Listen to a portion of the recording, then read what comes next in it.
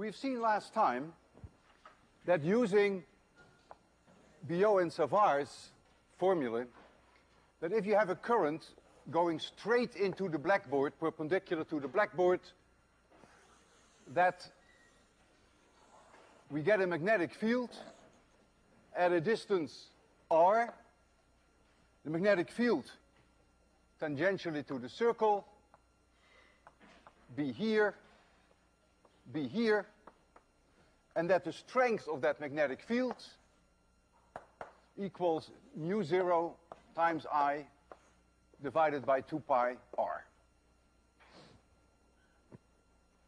If you walk around this circle, just walk around, and you carve up this circle in little elements dl,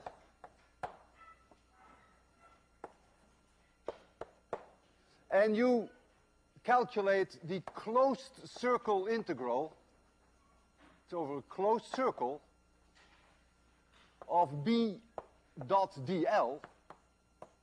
So everywhere locally you dot B with dl, but B and dl are in exactly the same direction everywhere, then you would find that this obviously is B times 2 pi r. But B times 2 pi r equals also mu0 times I. This dl here has nothing to do with this dl here. Don't confuse the two. This dl is a small amount of length in the wire that goes into the blackboard, which carries a current. This dl is simply your dl when you walk around this current wire. And it doesn't matter at what distance you walk around, you always get mu0 times I. You see it right in front of your eyes because B is inversely proportional to R. And it was Ampere who first recognized that you don't have to walk around in a circle to get the answer mu0I, but that you could walk around in any crooked path as long as it is a closed path, something like this. And now you have here the local B, which of course is perpendicular to this radius, and here you have your local dl. And if now you go around,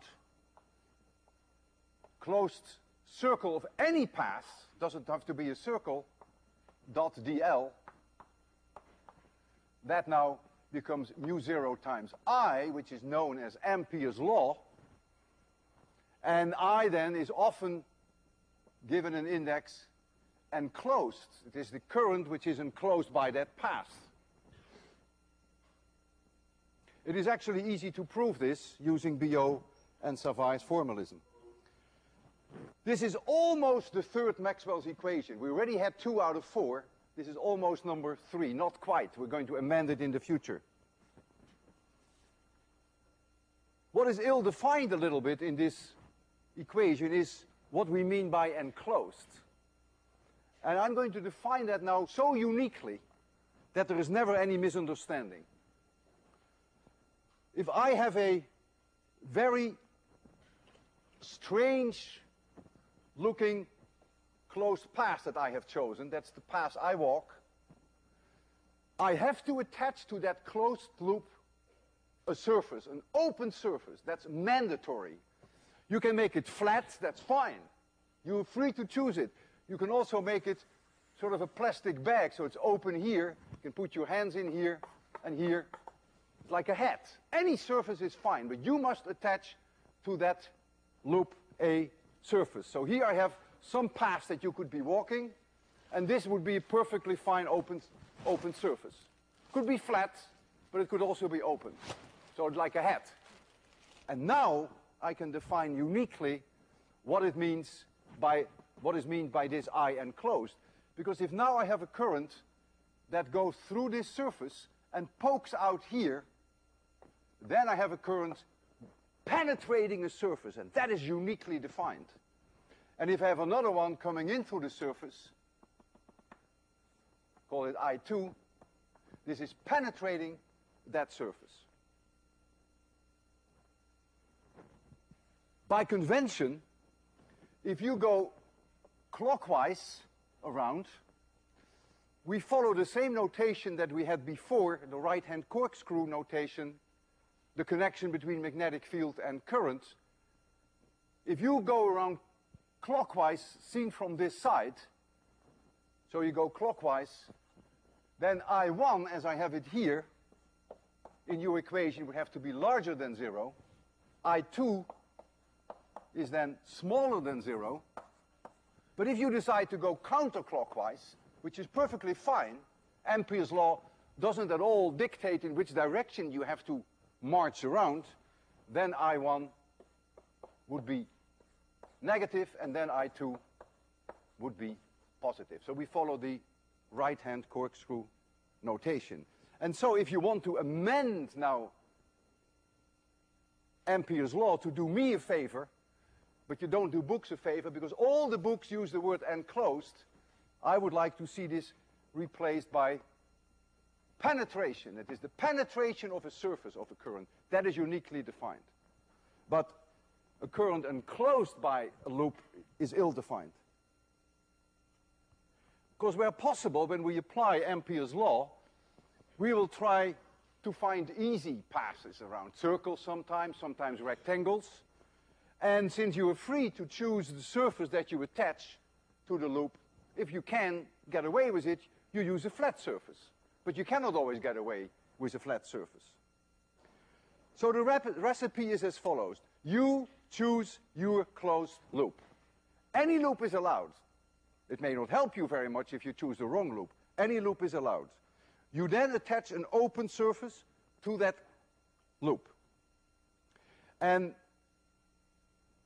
I penetrate is now the current that penetrates through that surface according to this convention. And the direction of rotation is free to you. How you go around the path, it's your choice. But that defines then the sign of the penetrating of the curve, of the current, according to the right-hand corkscrew. So now we can, for the first time, calculate the magnetic field inside a wire that draws a current using Ampere's law. I have here a wire that has a radius capital R, and a current is coming to me, I, and let's assume that the current is uniformly throughout the wire. So it has a uniform current density. And I would like to know what the magnetic field is everywhere. The cylindrical symmetry, I want to know outside the wire, and I want to know inside the wire. Let's first look at radius which is larger than R. And so here we have the cross-section of that wire, radius R. A current I is going through this surface. I now have to choose a closed path. Since we have cylindrical symmetry, it is clear that we would choose a circle with radius little r. So we can be sure that the magnetic field strength is the same everywhere because of reasons of symmetry. Since the current is coming towards me, and I am free to choose in which direction I'm going to march, I know that the magnetic field is in this direction, so I might as well also march in this direction, so that my dLs are all in this direction. I don't have to do that. I could march the other way around, but if I march counterclockwise, then both terms left and right of Ampere's law will be positive. I now have to attach an open surface to my path. Well, this will be, the blackboard will be that open surface. And so now I apply Ampere's law. So I get B times 2 pi little r, because dl and r and b are in the same direction, so it's a trivial integral. That now equals mu 0 times I, which now penetrates my surface, uniquely determined.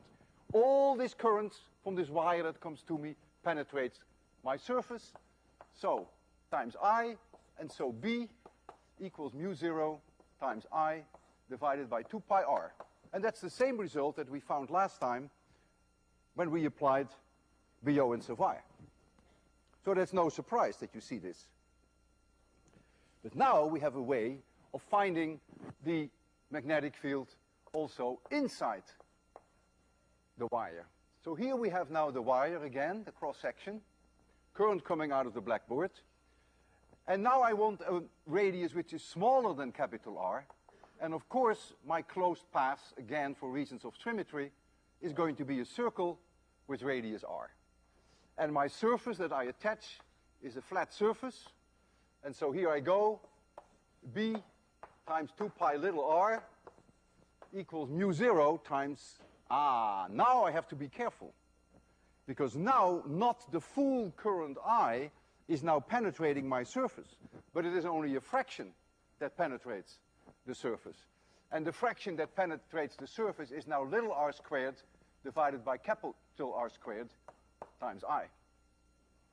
You see, because the total current comes through the radius capital R, but I only have now a circle with radius little r. And so I lose one r here, and so you get a very different result. You get now that the magnetic field equals mu 0 times I is now linear in little r divided by 2 pi capital R squared. And this grows linearly with r, whereas this falls off as 1 over r. And if you substitute in this equation r equals capital R, which then would be the magnetic field right at the surface of the wire, you find exactly the same result here. Little r becomes a capital R. If little r becomes a capital R, you lose one capital R, you get the same result. And so if you make a plot of the magnetic field as a function of little r, then it looks like so. So this is little r, this is capital R, and this is the magnetic field strength, because we know that it is tangentially to these circles. There would be straight line, and then here it falls off as 1 over r. And the maximum value here is the value that you find there if you substitute little r equals capital R.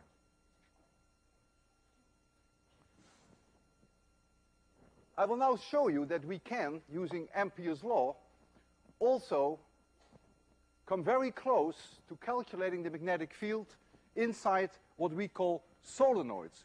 Solenoids is like a slinky current that goes around in a spiral, one loop after another.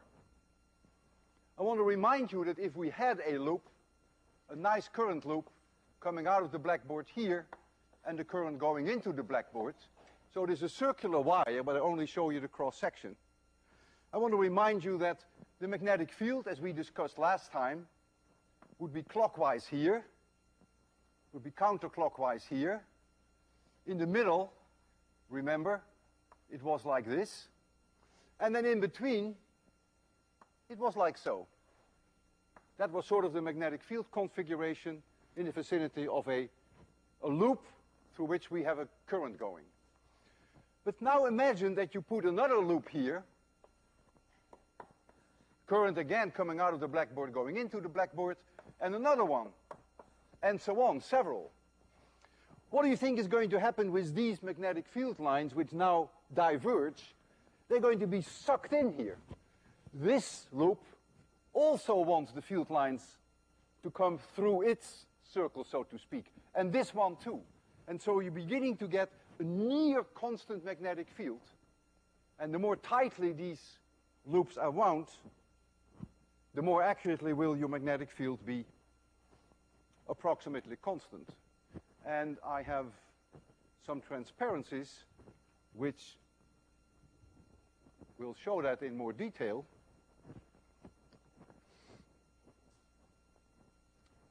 Here we have a figure from your book. You see 5 windings, spiral.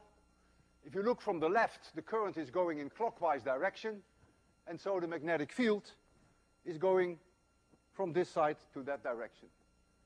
And when you look here, you see that the magnetic field is approximately constant inside, and outside these current loops, outside the solenoid, we call them solenoids, magnetic field is extremely low. And if you start winding these loops very tightly, then you get a configuration looks like this. You get an almost perfect constant magnetic field inside the solenoid, and the magnetic field outside the solenoid is extremely weak. And now I would like to calculate with you, using Ampere's law, what that magnetic field inside such a solenoid would be. And we have to make a few assumptions. Let this be my solenoid. And the length of the solenoid is capital L. A current I is going through like so. I. And I assume that if I look from the left side, that the windings are wound clockwise. So I know that the magnetic field is then in this direction. I make the assumption that the magnetic field outside the solenoid is approximately 0.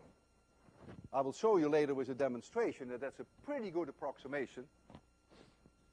And so the question now is, what is the magnetic field there? And I assume I have n loops, n windings, capital N. So now I have to choose a path. I have to apply Ampere's law. I choose a path. And you may be surprised the path I'm going to take. This is the path I choose. It's a rectangle. And the length of this side inside the solenoid is L. And I think of this as 4 different passes. Number 1, number 2, number 3, and number 4. Let's first look at number 2.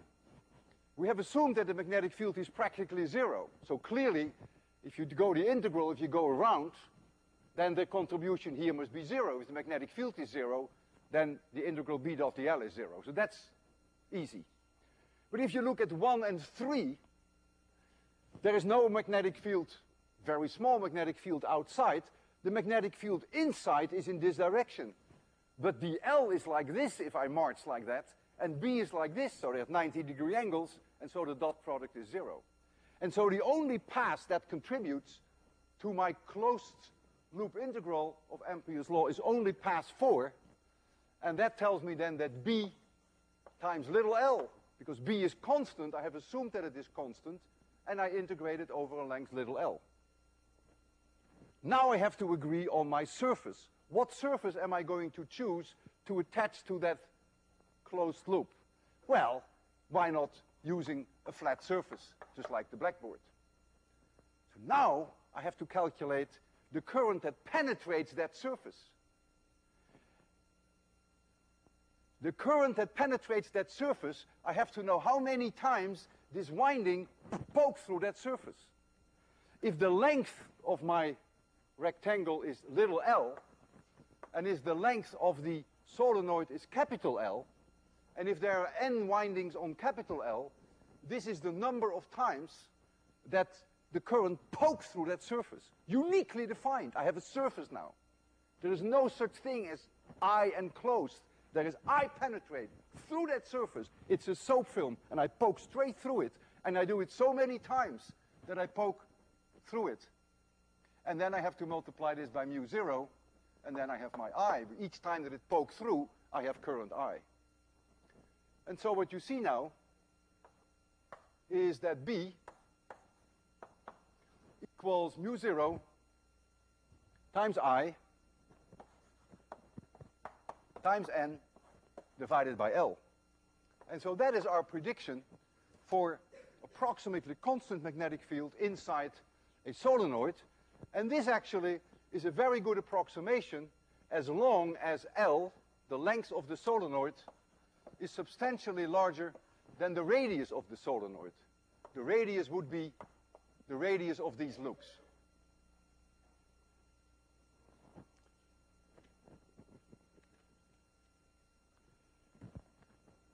I'll work out a numerical example which is aimed at a demonstration that comes shortly.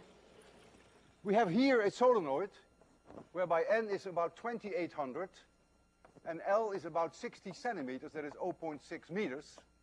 And I'm going to run through there a current which I really don't know yet, but it's going to be close to 4.5 amperes. We will see when we do the demonstration. And so I can calculate now what the magnetic field is going to be. So the magnetic field strength is going to be 4 pi times 10 to the minus 7, because that's what mu 0 is. And then I have to multiply it by 2800. I have to multiply it divided by 0.6. And then I multiply it by the current, 4.5. And when I do that, I find about 0.026 Tesla. 0.026 Tesla, that is about 260 Gauss. And when we do the experiment, the current will be a little different, but you will see that indeed the field will be very close to 260 Gauss. Why is it that the magnetic field is not proportional to the number of loops, but proportional to the number of loops per unit length? You may say, well, if I have 1 loop, I have a certain magnetic field. 2 loops, I have twice that magnetic field. 10 loops, I have 10 times that magnetic field. Well, imagine that we start a solenoid in lobby 7. And so here is lobby 7, and here is that solenoid. There it goes. All the way, thousands and thousands and thousands and thousands of loops, and we end up here in 26,100. Look at this loop. Think of it as the first loop. Creates a magnetic field. What is the shape of that magnetic field? Well, it is a current loop, and as we discussed last time, the magnetic field that 1 loop produces is like a dipole field. So do you really think that here in 26,100 we can sense the magnetic field that is produced by this one dinky toy loop? Practically nothing. It falls off so rapidly, the magnetic field, that we don't notice it here. So it's immediately obvious that the magnetic field is not proportional to how many loops you have.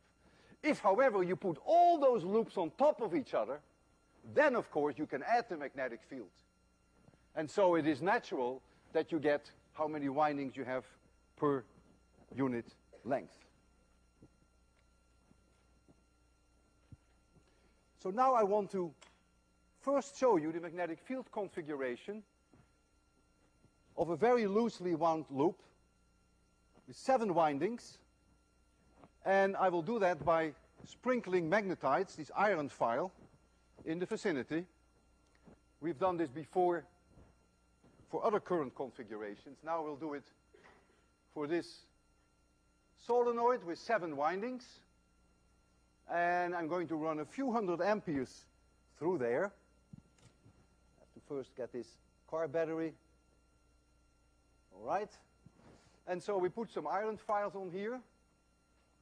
And what I want you to see now is that the magnetic field inside, even though it's very loosely wound, begins to look nicely uniform, and that there's almost no magnetic field outside. Look at this. Isn't that wonderful? Isn't that incredible?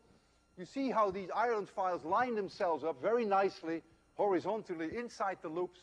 And when you look outside the loop, here or there, where we assumed the magnetic field was about 0, you don't see the iron file being oriented in any preferred direction, which indicates that the magnetic field is very low.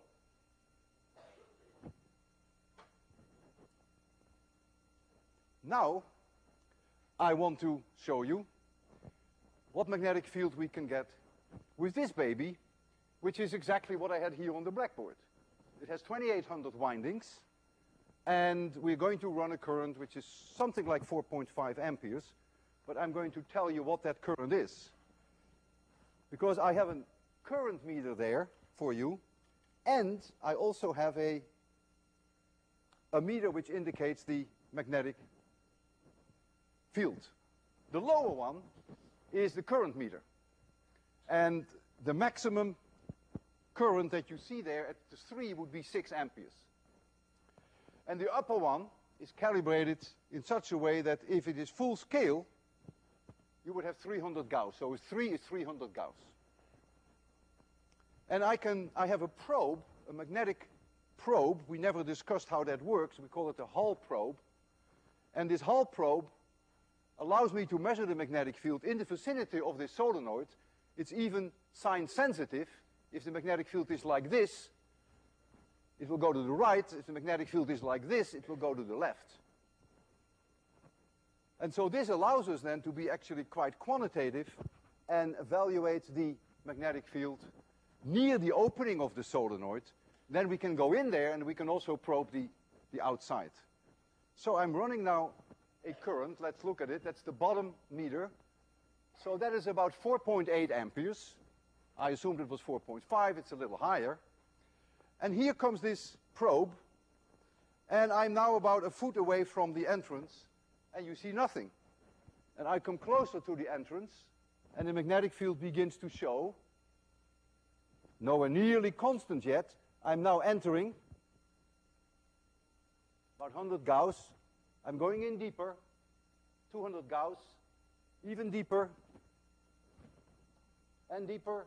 And now I have about 240 Gauss. And notice, as I go in farther, it doesn't increase. It's more or less constant. Amazing that it's more or less constant. And when I come out here, I move it back and forth about 20 centimeters. If I came in from the other side, you would simply see a reversal in the sign, which is not so interesting. So you see 240 Gauss but the other direction because this probe is sign sensitive. I can now also show you that if I come on the outside of the solenoid, you see nothing. So indeed, our assumption that the magnetic field is very low outside a tightly wound solenoid was a very good assumption.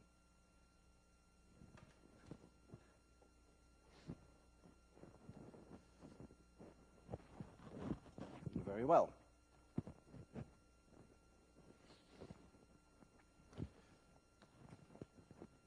You've been asked, and the deadline is Friday, 4 p.m., to explain the behavior of the Kelvin water dropper. And I decided to give you a little bit of help on that. Most of you may already have figured it out, but those who haven't probably won't figure it out between now and Friday anyhow. So I might as well tell you. That water dropper, called the Kelvin water dropper, is an amazing battery.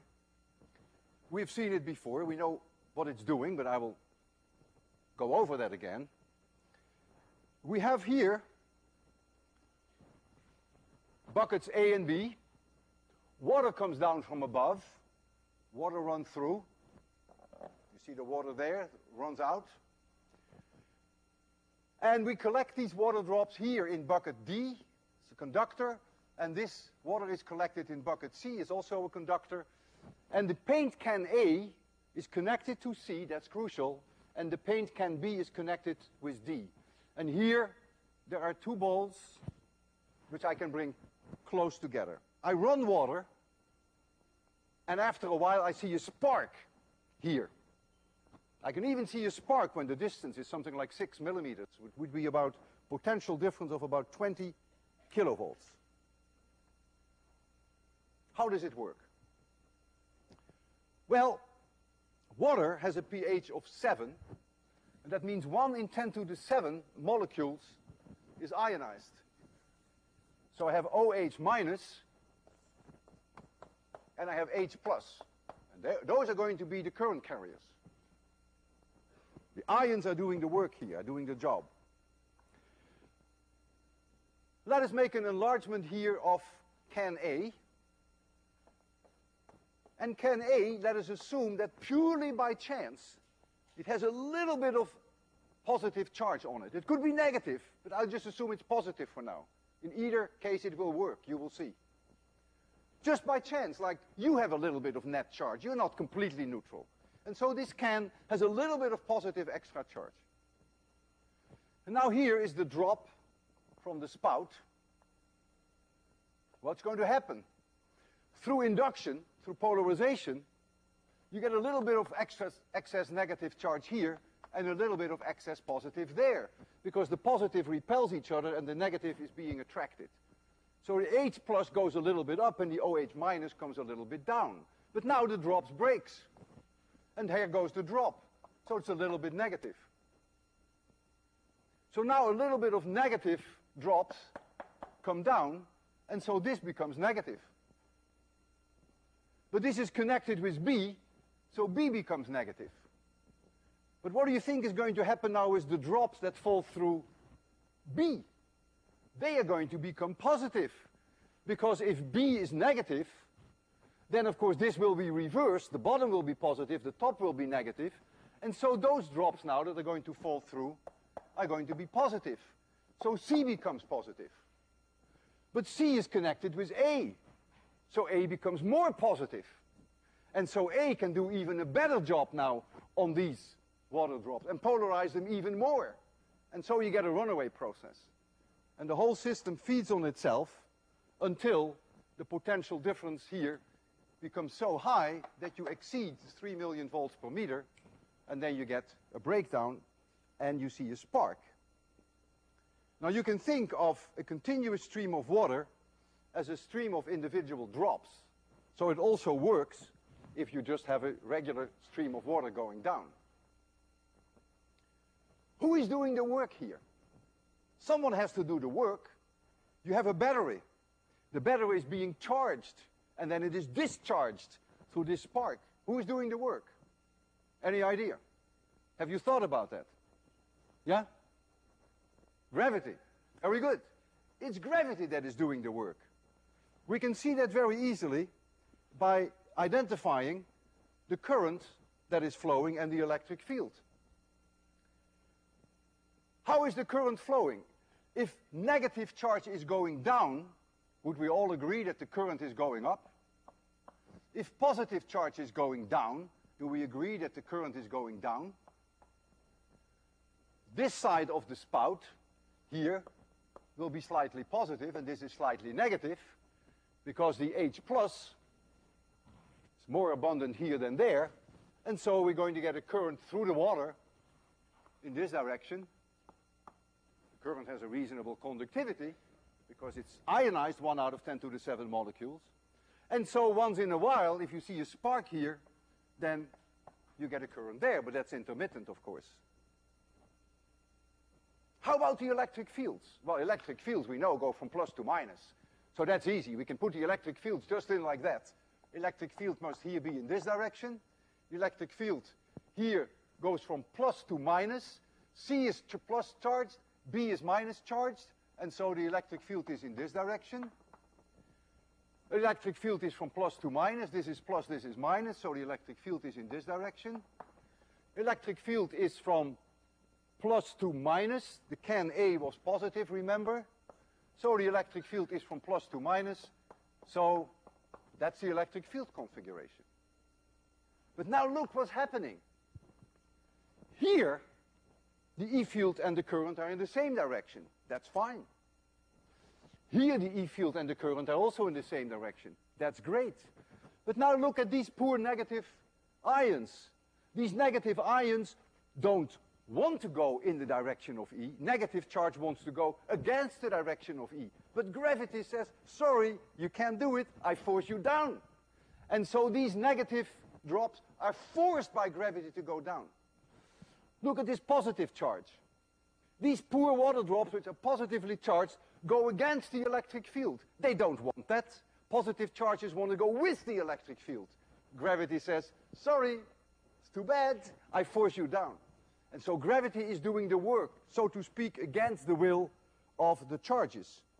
And then the battery charges up and charges up until the potential difference becomes so high there that you see a spark, and you deal with potential differences of something like 20 kilovolts. Remember last time, and you will see that again today, that as the water goes through and as the system charges up, that you begin to see that the water, which starts running like so, begins to spread out. It fans out. You could hear it by a change in the sound, but you can also see it, and I'll make you see it again today. Why is that? Well, that's immediately obvious. If this can is positively charged, but if the water is negatively charged, the negative charge wants to go to the positive can, and so it spreads out. So it's clear that by the time that you reach almost the spark, that water will spread out quite substantially. And you will see that. And then when there is a discharge, it will start running again, narrow stream, and then slowly in time, the water will spread. And so now I will do a series of demonstrations which will support what we know and what we perhaps don't know. Let's first give a little bit of light here, because we will need that. And then I'm going to make it completely dark so that you get maximum pleasure for your money. And I will first show you here the gap, those two balls. And this time we have a real treat, which we owe to Marcos, who is standing behind the instrument very modestly. This time we have a gauge, a meter, which measures the electric field very close to can A. And the reason why that is nice is that as this system charges up, we just don't have to wait now just until we see the spark, but we can look at the galvanometer there and slowly see it being charged up. And then we get a spark, and then it discharges. So you get a lot more for your money. So I propose that the first thing we do is what we did last time, that we simply let it run and see whether we get a spark.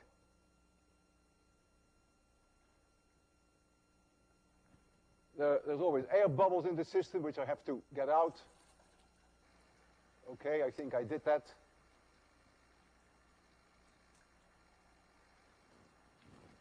Okay, let's just be patient. Ah, it starts already. Look at the E field.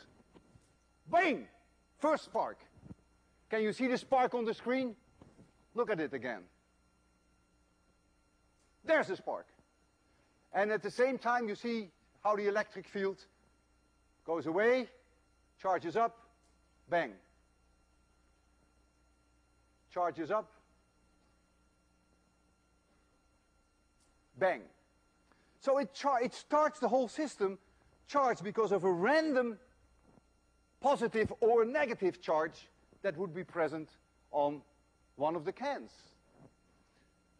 What I want to do now is I want to increase the gap between the two balls, and I make it so large that you will never achieve an electric field there of 3 million volts per meter. But somewhere else on the unit, it has lots of sharp edges and sharp points, somewhere else the electric field will reach the breakdown voltage, and so the system will go into discharge, into corona discharge. You will never see sparks, but it goes into discharge.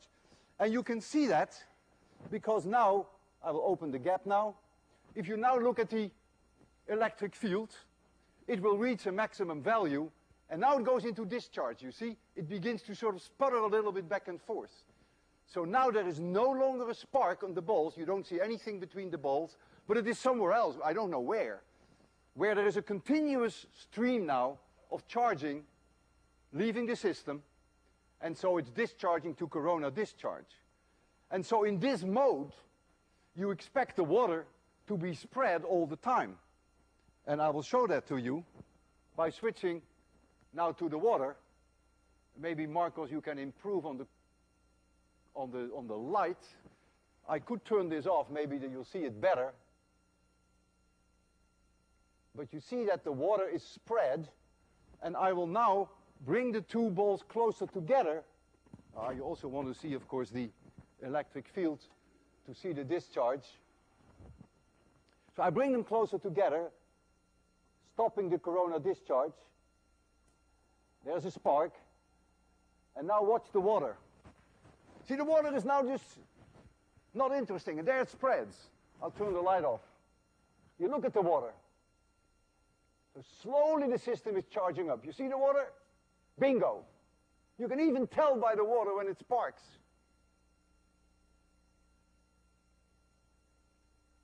There it goes. Now I want to do something real mean. What I want to do now is to raise the spout so high that A cannot reach out all the way to the spout. It's too far away and cannot polarize the water. So the poor battery cannot start. That's a pretty mean thing to do to a battery. But on the other hand, I'm not all bad. What I can do is I can start the system, I can help the system. I use my extrophorus disk, and I'm going to hold my extrophorus disk very close to one spout, temporarily allowing it to polarize the water. And once it starts, chances are that it will feed on itself and go into the runaway. It's not very predictable, but I will make an attempt. So the first thing that I will have to do is, maybe you can zero the E field, yeah, thank you. So the first thing I want to do is to make sure that if we start running water now, that the system doesn't start by itself. Because then I can't be nice to the system anymore. So let's just run some water. I hope that Marcos brought it high enough. And let's see. And you can really tell by looking at the, there are air bubbles in the system. I have to get rid of the air bubbles. There we go.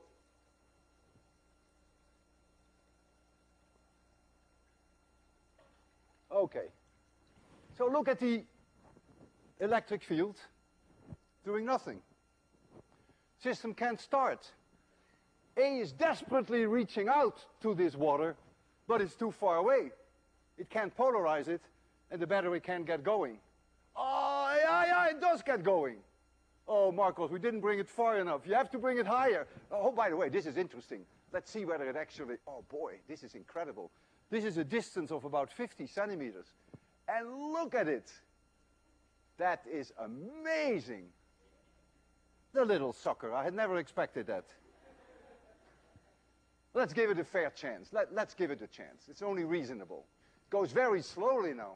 You can see why it goes so slowly, because A is very far away from the spout. But boy, and you can see the water is still pretty normal. Oh man, this is almost cheating on me.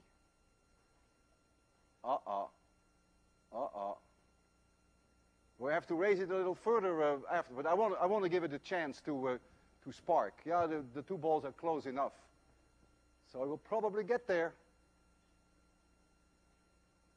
Boy, this is almost torture for me. Oh, look at that, look at that. I begin to see the water already. Look at the water, it's already spreading a little. Ah, there it is. Marcos, can you run it even higher? And then we'll see whether we can actually stop it altogether, bring it a lot higher.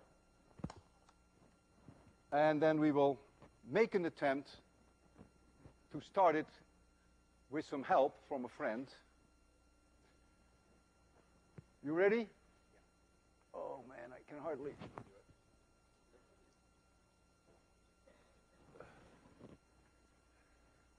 Okay.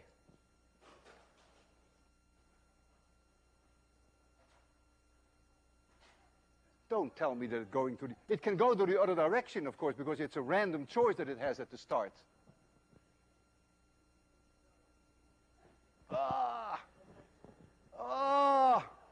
It's letting me down. Let me see whether I can help it a little. My electrophorus disk. I'm going to hold it here. You know why I held it there? Because I was hoping it would reverse the direction. It doesn't even want to do that. It's really recalcitrant today, isn't it? Hold it here. Negative charge. The reason why you see the sudden change in the electric field is because of the E-field probe, which senses the electrophorus disk when I held it near the spout above B. It has decided, no matter what. Well, has it really? Has it really made any decision? It's thinking now what it's going to do. Oh, man. Yeah! It's going in the direction that I wanted it to go because I held negative charge close to B, and I knew that would force it into the direction that it's going now. Oh man! Yeah! Well, look, the distance is now, what is it now? Something like 85 centimeters. The system is desperate, but it's doing what it's supposed to do. Physics works again. And we will get a spark because this is close enough. Oh, boy, you got a lot for your money this time. You really did, didn't you? You saw, for one thing, that the system first started up going in one direction and later in the other because there was a random charge which changed polarity, which is something that we cannot always control. But by holding this negatively charged disk close to the spout above B, I forced the polarization in the way that I wanted it. And that's what you're seeing now. We've got to give it a fair chance, and then I'll give you light, and then you have 4 more minutes left to fill out the evaluation. But let's at least give this battery a charge now to lay its egg. The water still doesn't show much of a sign of spreading, but I expect that that will happen very shortly because we've seen this now before. It's slowly increasing the charge on the cans, A and B. It's creeping so slowly that if we wait, you may never be able to fill out your... I'll give you a little light so that you can fill out the evaluation, and then we can still let it run and see what happens. So please leave the evaluations here as you leave. And I will keep that going for some of you who have the patience to see what will happen.